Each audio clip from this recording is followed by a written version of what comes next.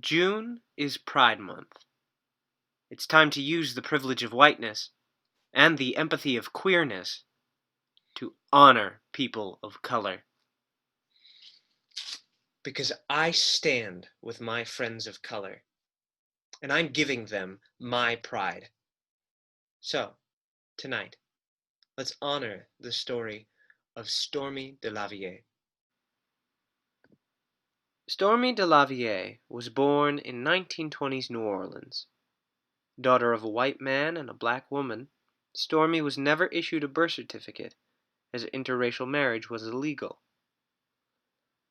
Growing up as a mixed-race child in a segregated South, Stormé encountered many difficulties.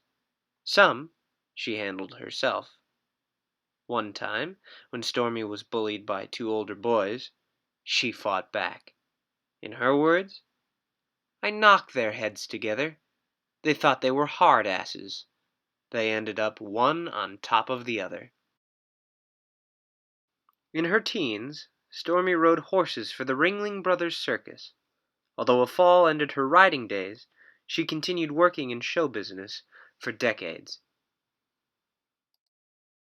In the 50s and 60s, DeLarverie was the MC and only female performer for the legendary integrated drag troupe, the Jewel Box Revue. Realizing she was gay at 18, Stormé would perform in men's clothes. Audiences routinely tried to guess which of the female impersonators was the one girl, but it wouldn't be until the end of the show that MC Stormé would perform a surprise with a song. In the summer of 1969, DeLarverie was a frequent patron of the Stonewall Inn, which had recently opened its doors to more than a crowd of just gay men. On the mythical night of the raid that lit the match for the Stonewall riots, one of the focal legends remains the Stonewall lesbian. As journalist Grace Chu writes of the Stonewall lesbian, the tough, cross-dressing lesbian who was clubbed by the NYPD, which evoked enough indignation to spur the crowd to action. In a 2008 interview with Patrick Hines, Stormé finally identified herself as the Stonewall lesbian. She spoke out about her altercation with an officer who yelled at her to move, saying, "When I refused, he raised his nightstick and clubbed me in the face." The famous Stonewall riots ensued. Here in the foreground on the left, you can see activist Marsha P. Johnson at the Stonewall riots. But we'll tell her story another time. Stormé would disagree with the notion that these were mere riots.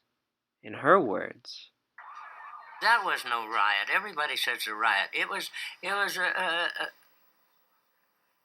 a disobedience, and then they started fighting back. It was a rebellion. And once they got the hang of it, they rebelled quite well." Shortly after Stonewall, Stormy's girlfriend of 25 years, a dancer named Diane, passed away. DeLarverie left show business, though she would continue to sing at various benefits, especially those that supported battered women and children. Primarily, Stormé went from star of the stage to star of the street. She became a bodyguard and bouncer for lesbian bars like the Cubbyhole and Henrietta Hudson. She also became a board member of the Stonewall Veterans Association and an iconic fixture of the Gay Pride Parade. As her friend Lisa describes, she literally walked the streets of downtown Manhattan like a gay superhero. Indeed, Stormé worked security until 2005, when she was 85 years old. Unfortunately, after struggles with dementia and finances, Stormé passed away in 2014 at age 93.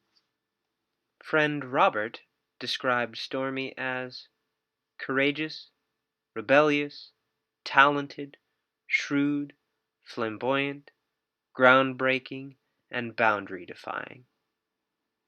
But DeLarverie herself? Who's Stormy? I'm a human being that survived. I've helped other people survive. Stormé was queer. Stormé was a woman of color.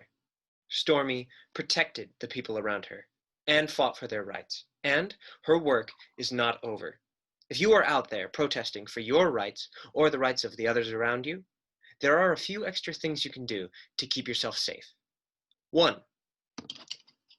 Wear eye protection. 2. Bring food and water. 3. If there's any numbers you need to remember, you can write them on your arm. Stay healthy, stay safe, stay strong.